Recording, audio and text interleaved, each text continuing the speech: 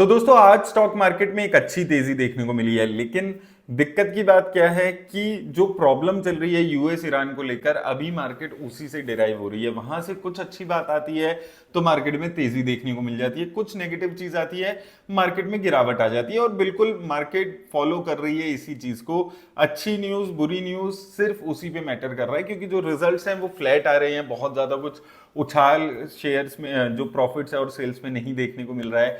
Almost हमारी जितनी भी लार्ज कैप कंपनीज हैं उनके रिजल्ट आ चुके हैं। कुछ कंपनीज हैं जिनके रिजल्ट्स अच्छे आए हैं और कुछ कंपनीज हैं जिनके रिजल्ट्स काफी खराब आए हैं। लेकिन जो मामला अभी चल रहा है वो मेजरली यूएस ईरान वॉर में क्या हो रहा है, क्रूड ऑयल के प्राइसेस, जो जियोपॉलिटिकल फैक्टर्स हैं, मैक्रो फैक्टर्स हैं, उस पे ज्यादा मार्केट इस वक्त चलती हुई नजर आ रही है। अभी हमने देखा था कि $100 से गिर के क्रूड ऑयल $80 के आसपास आ गया था, लेकिन अब फिर से यूएस ईरान की जो वॉर है उसमें बड़ा अपडेट आया है। दोबारा से जो इनकी आपस की वॉर है वो फिर से थोड़ी सी और तेज होने लगी है, तो ऑयल के प्राइसेस में 6-7% का फिर से उछाला है। दूसरा जो रेड सी वाला पार्ट है वहां पर भी टोल की बातें हो रही हैं, वहां पर भी ब्लॉकेट की बातें हो रही हैं, तो उस वजह से ओवरऑल एक नेगेटिविटी अभी बनी हुई है। मैं पहले आपको उसका अपडेट दे देता हूं। पहले तो देखिए यहां पर अगर आप देखेंगे क्रूड के प्राइसेस में लगभग 6.5-7% के तेजी देखने को मिली है, जो $70 के आसपास तक अगर आप देखेंगे अभी 2 दिन पहले ही $79 के आसपास तक पहुंचा था, वहां से बढ़ के फिर से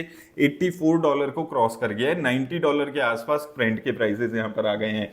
इसकी तरह अगर आप देखें हुआ क्यों है ये, तो यहां पर जो न्यूज चल रही है उसकी वजह से ट्रंप ने अनाउंस किया है US will strike Iran in response to Iran ballistic missile attack on US targets in Jordan. तो कल रात को ईरान ने अटैक किया था। ईरान ने पहले ऑफिशियली रिजेक्ट कर दिया कि Gulf backed plan to jointly manage strait of Hormuz. वो कह रहे हैं नहीं भाई, हमें ज्वाइंटली मैनेज नहीं करना है, हम देख लेंगे अपने हिसाब से, solely manage by Iran including collection of fees. वो अड़ा हुआ है कि भाई हम फीस कलेक्ट करेंगे तभी हम आगे चलेंगे। ये सीधी सी बात यहाँ पर ईरान ने बोली है, और इस वजह से यहाँ पर फिर से आपस में इनके अटैक शुरू हो गए। वहीं यमन का जो हौथिस है वो कंसीडर कर रहा है फीस इंपोज करना on commercial ships for any country selling through बब एल मंदेब। जो दूसरा रेड सी वाला पोर्शन है वहां पर शिपिंग फ्लीट फुल्ली एग्जेम्प्ट होगी, जिसमें चाइना की और उसके अलावा जितनी भी है उस पे टैक्स लगने की बातें यहां पर शुरू हो गई है। और ईरान को 400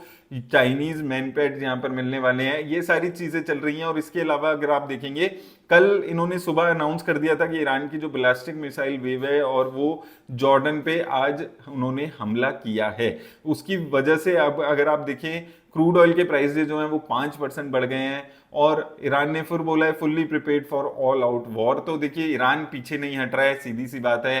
ट्रंप हार चुके हैं, एक तरीके से वो मान चुके हैं हार। वो बार बार ये बोलते हैं ईरान तैयार है बात करने को, लेकिन ईरान किसी भी तरीके की बात करने को तैयार नहीं है। ईरान का सीधा सा क्लेम है कि स्ट्रेट ऑफ हॉर्मुज हमारा है, हम उस पर फीस कलेक्ट करेंगे और उसी हिसाब से हम लोग चलेंगे। वॉर करनी है कर लो, ऑल आउट वॉर करो, जितनी लंबी करनी है, हमें यूएस से डर नहीं लगता है। ये सारी चीजें ईरान ने बोली है, और इस वजह से थोड़ी सी मार्केट में आपको वॉलेटिलिटी देखने को मिलेगी। जिस दिन ट्रंप की पॉजिटिव न्यूज आती है, कोई स्टेटमेंट आती है, जैसे कल मार्केट में तेजी देखने को मिली थी, यूएस में से न्यूज आई थी कि ईरान वॉर खत्म होने वाली है, ईरान बात कर रहा है, वो सारी न्यूज आई थी। और ये चीज ऐसे ही चलने वाली है, क्योंकि मार्केट को मैनिपुलेट जो ये बड़े लोग कर रहे हैं वो इस न्यूज के चलते ही कर रहे हैं। और दूसरी तरफ अगर आज की मार्केट की बात करें तो देखिए आज अच्छी तेजी देखने को मिली है, 1% की तेजी है, लेकिन उसके बाद भी ओवरऑल जो सिचुएशन है वो काफी खराब है। निफ्टी स्मॉल कैप में हालांकि ऑल टाइम हाई के आसपास चल रही है, वहां पर एक अच्छी तेजी आज देखने को मिली 1.5% के आसपास की। इसके अलावा मिड कैप में तेजी थी, निफ्टी नेक्स्ट 50 में ओवरऑल तेजी थी, और निफ्टी की तेजी में सबसे बड़ा रोल था निफ्टी आईटी का, जहां पर लगभग 2.5% के आसपास का उछाल देखने को मिला था। और एक वीक में लगभग 7.5% अभी आईटी इंडेक्स चल चुका है, और एक महीने में 14%। तो आईटी इंडेक्स पे हम बार बार यही बात कर रहे हैं कि अच्छी ऑप्शन है, लेकिन किसके लिए? जो ज्यादा रिस्क लेने को तैयार है उसके लिए, क्योंकि कल हो सकता है 3-4% का क्रैश आ जाए, तो ये वॉलेटिलिटी आपको देखने को मिलने वाली है। इसके अलावा अगर आप देखें तो फॉरेन इंस्टीट्यूशंस पिछले 2 दिन से खरीदारी कर रहे हैं, तो मार्केट में पॉजिटिविटी है। तो ओवरऑल अगर हम देखें तो एक सच्चाई है कि हमारी मार्केट हमसे नहीं चल रही है।